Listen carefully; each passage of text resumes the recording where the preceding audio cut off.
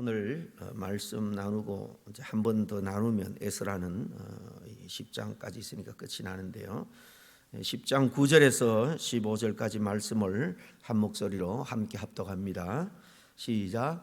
유다와 베냐민 모든 사람들이 3일 내에 예루살렘에 모이니 때는 아홉째 달 20일이라. 무리가 하나님의 성전 앞 광장에 앉아서 이 일과 큰 비 때문에 떨고 있더니 제사장 에스라가 일어나 그들에게 이르되 너희가 범죄하여 이방 여자를 아내로 삼아 이스라엘의 죄를 더하게 하였으니 어제 너희 조상들의 하나님 앞에서 죄를 자복하고 그의 뜻대로 행하여 그 지방 사람들과 이방 여인을 끊어버리라 하니 모든 회중이 큰 소리로 대답하여 이르되 당신의 말씀대로 우리가 마땅히 행할 것이니이다. 그러나 백성이 많고 또 큰 비가 내리는 때니 능히 밖에 서지 못할 것이요 우리가 이 일로 크게 범죄하였은즉 하루 이틀에 할 일이 아니오니 어제 온 회중을 위하여 우리의 방백들을 세우고 우리 모든 성읍에 이방 여자에게 장가든 자는 다 기한에 각 고을의 장로들과 재판장과 함께 오게 하여 이 일로 인한 우리 하나님의 진노가 우리에게서 떠나게 하소서 하나 오직 아사엘의 아들 요나단과 디과의 아들 야스야가 일어나 그 일을 반대하고 무술람과 레이 사람 삽부대가 그들을 돕더라. 오늘 에스라서 20번째 시간입니다. 순종으로 세워지는 공동체라는 제목으로 말씀을 나누기를 원합니다.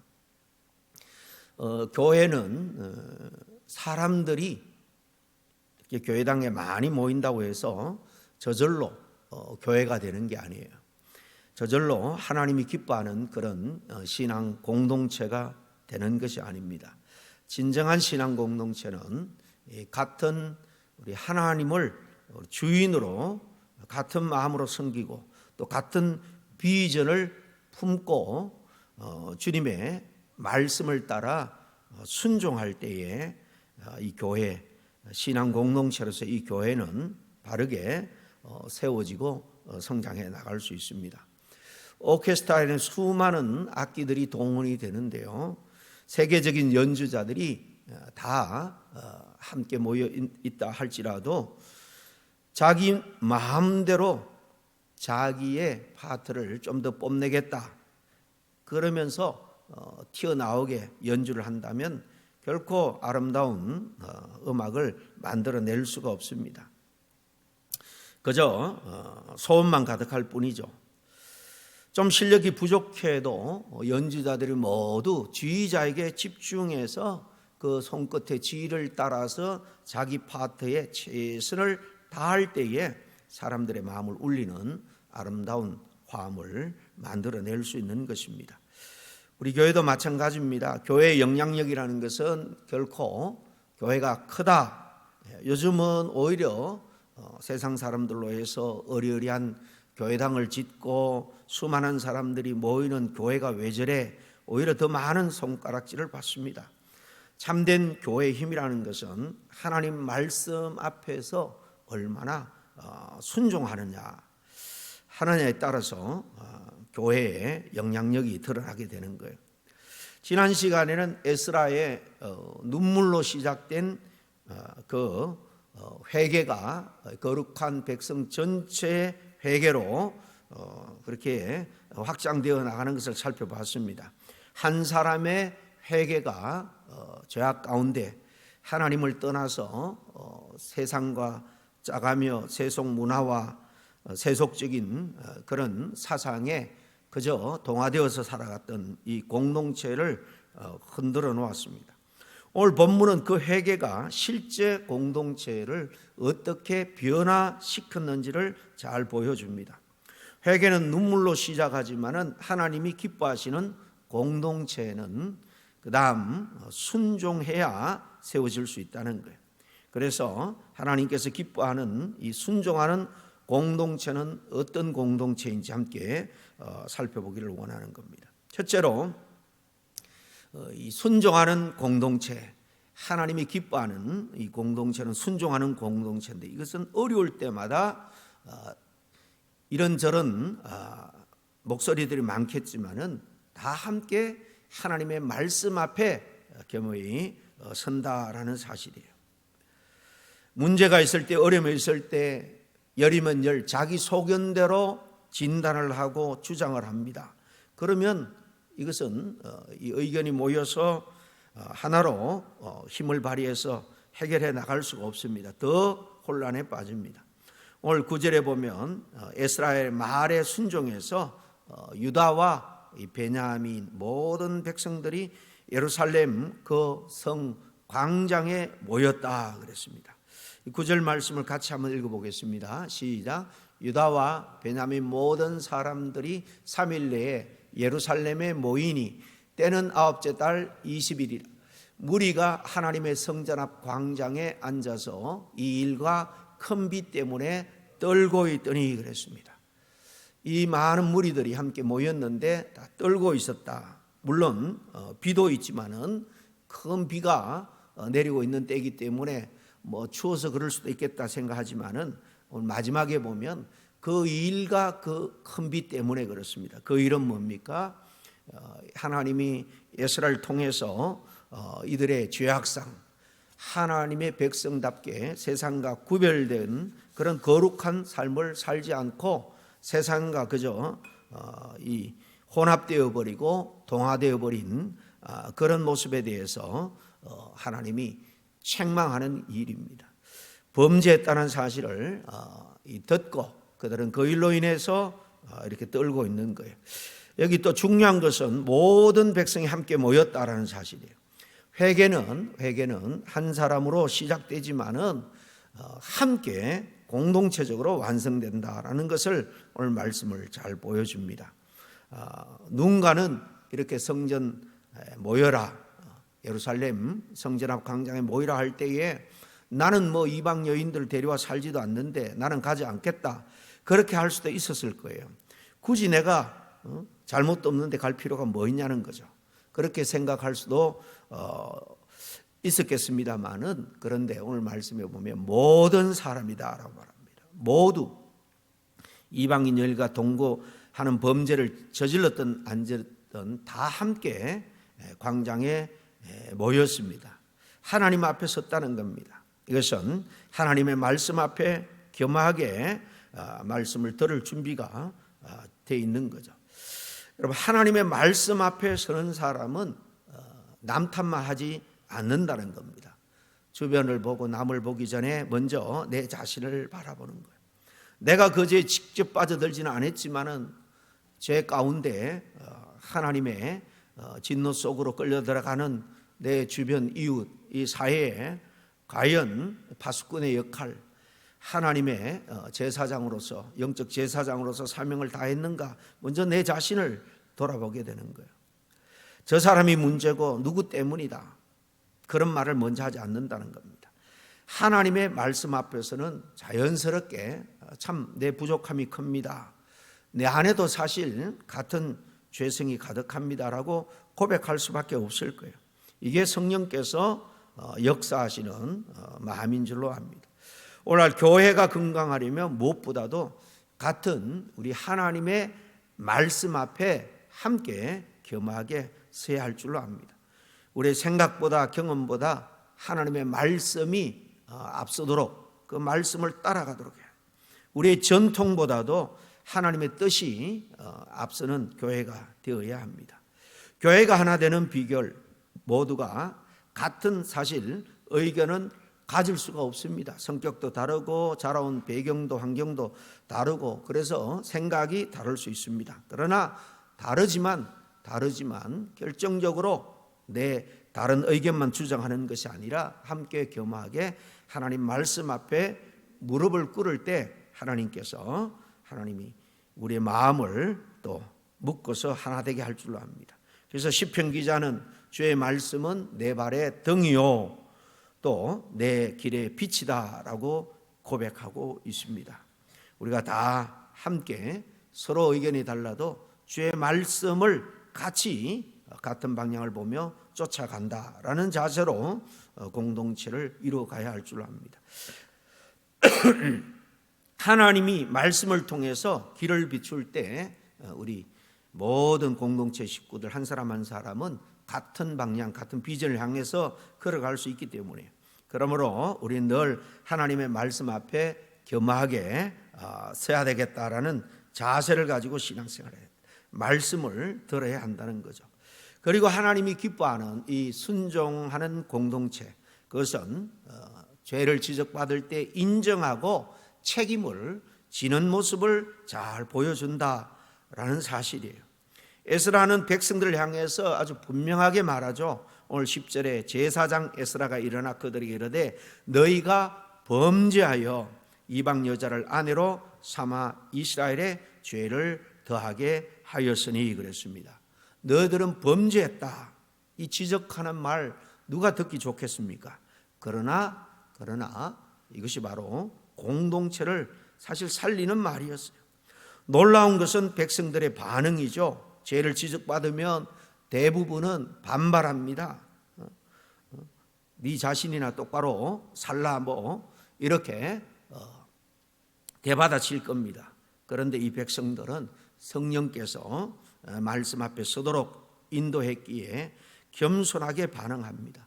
변명하지 않고 누구에게 핑계대지 않고 책임을 다른 사람에게 돌리지 않습니다. 오늘 12절에 보니까 뭐라고 대답합니까? 당신의 말씀대로 우리가 마땅히 행할 것이니이다. 당신의 말씀대로 우리에게 죄가 있는데 그 죄를 어떻게 하라, 처리하라 그러면 그대로 하겠다는 거예요. 참 귀한 고백이죠. 이 한마디가 공동체를 살려낸 겁니다. 여러분, 오늘날 많은 갈등이 있고 그 갈등이 오래가는 이유가 뭐냐?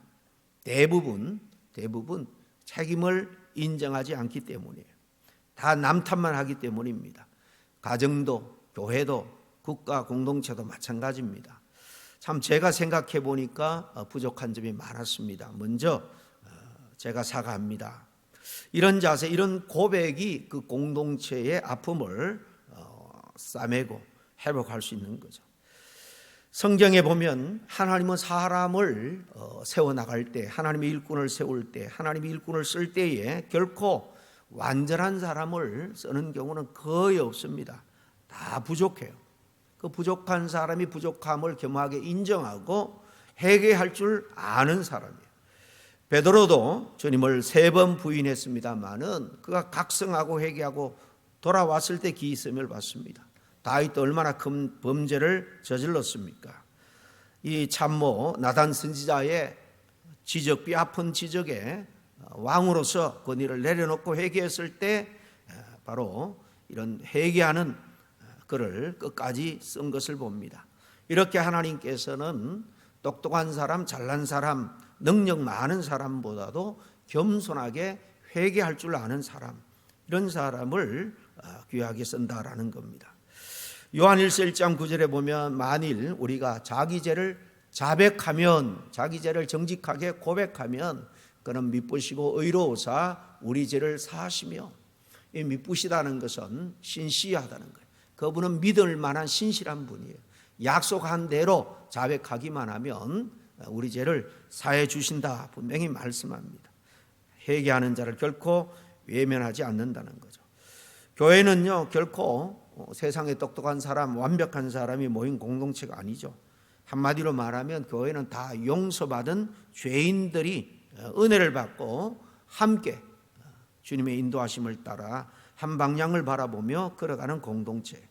그러므로 서로 죄를 꼬집고 정죄하기보다 자기 자신의 부족함을 먼저 늘 생각하면서 함께 밀고 당기면서 또 잘못을 먼저 이 공동체의 잘못을 나의 부족함, 나의 영적인 게으름으로 생각하면서 먼저 기도하지 못했고 엎드리지 못했던 그런 모습을 먼저 회개하는 그런 우리 자신들이 되어야 될 줄 압니다. 마지막 하나님이 기뻐하는 순종하는 공동체는 어떤 공동체냐? 질서 있게 문제를 해결해 나간다라는 거예요. 이 이스라엘 백성들이 에스라의 말씀을 듣고 즉시 순종하기로 결단하죠. 13절 이하를 보면 그렇지만 동시에 이 에스라 지도자에게 지혜로운 제안을 합니다. 이 일은 하루 이틀에 끝날 일이 아니라는 거예요. 그만큼 죄가 편만하게 지금 듣고 있다는 겁니다. 그래서 지도자들을 세우고 각 지파마다 이 족장들 지도자들을 세우고 각 성읍 사람들이 차례대로 와서 이방인들과 통혼한 문제를 해결하자라는 것입니다.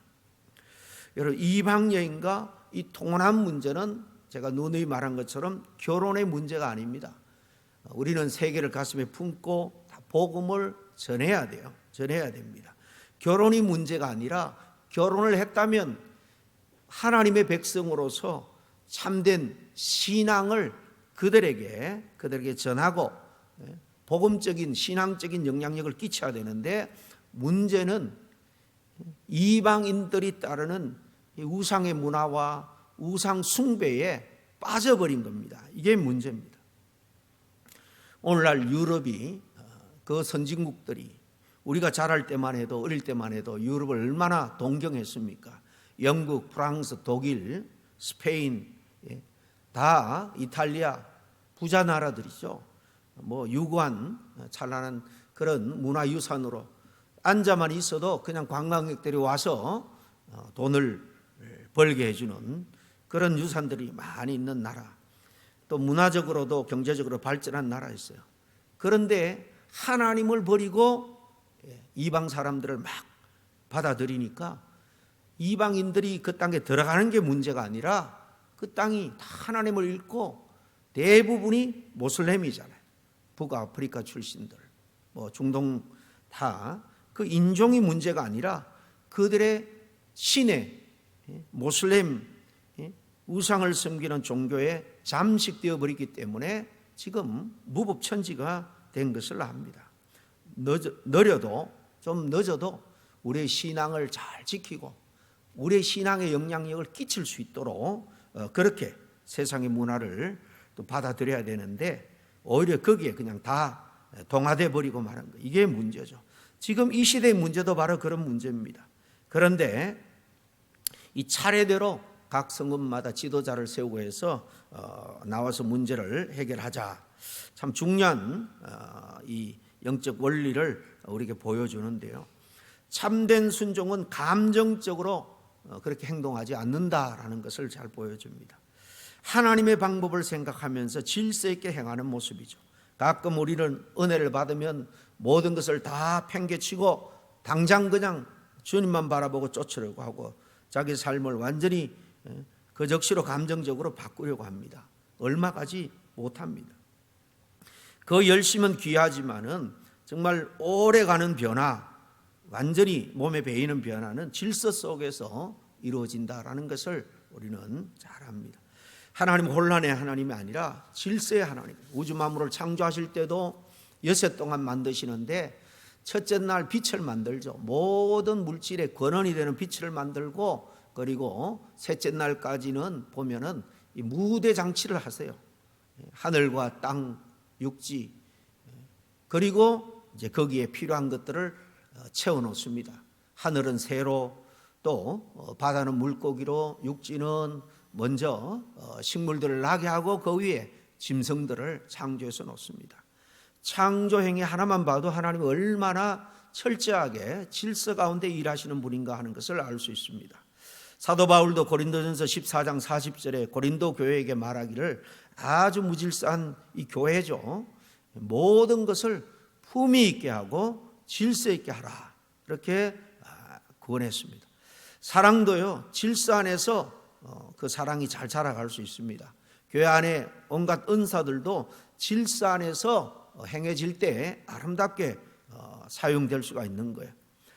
그렇지 않으면은 오히려 은사가 서로에게 상처를 주기도 합니다. 가정도 질서가 있어야 평안하죠. 교회도 질서가 있어야 건강하게 자랍니다. 하나님께서는 조급함보다도 이렇게 신실한 질서를 따르는 순종을 기뻐하세요. 오늘 우리도 마찬가지입니다. 가정을 회복하는 일, 교회를 세워나가는 일, 우리 개인의 신앙을 지켜나가는 일도 하루아침에 되어지지 않는다는 거예요. 매일 조금씩 자라가게 되는데요.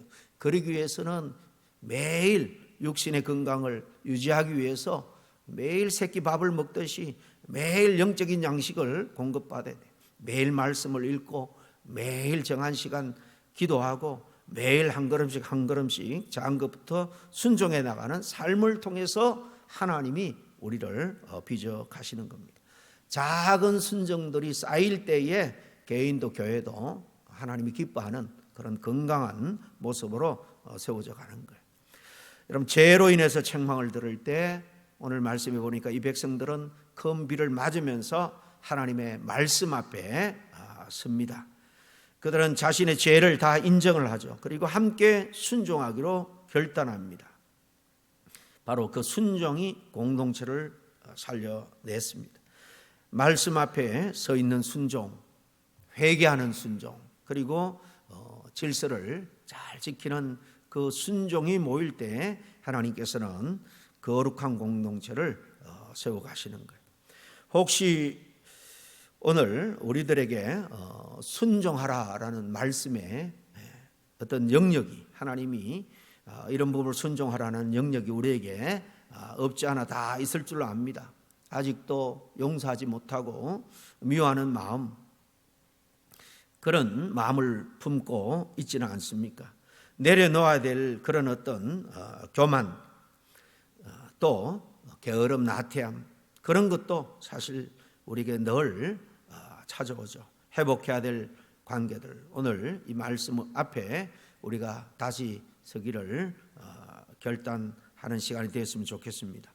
어쨌든 이 그 결단의 행함, 순종함이 결국 우리 자신과 교회와 가정을 새롭게 해줄 줄로 믿습니다. 기도하겠습니다.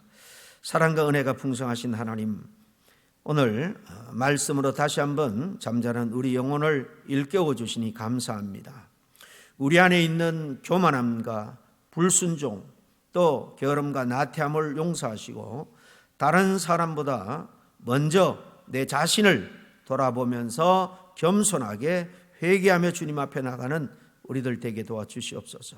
그리고 그 회개가 말에 그치지 않고 우리 삶의 순종으로 이어지고, 그래서 가정과 교회의 삶의 자리마다 하나님의 뜻을 따라 살아가는 우리 모두가 되게 해 주시옵소서.